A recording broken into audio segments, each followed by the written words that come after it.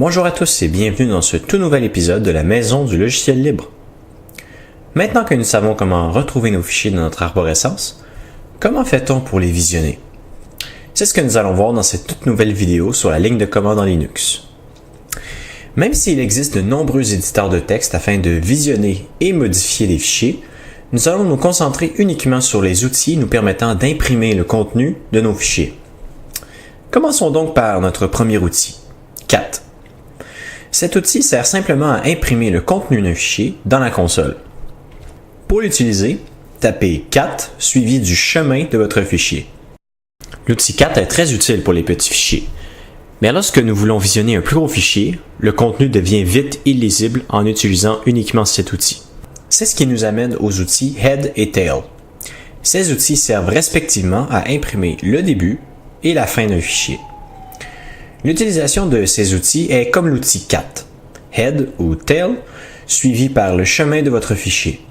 Pour plus de fonctionnalités, il est possible de spécifier le nombre de lignes à imprimer en utilisant l'option N en paramètres.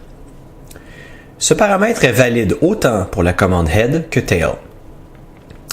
Pour terminer cet épisode, j'aimerais parler de l'outil less. Cet outil, très utile pour les gros fichiers, permet de visionner le fichier en entier sous une forme interactive. Pour utiliser cette commande, tapez less suivi du chemin de votre fichier.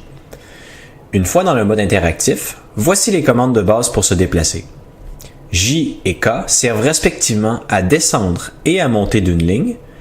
Pour descendre et monter d'une page, vous pouvez utiliser page down ou page up.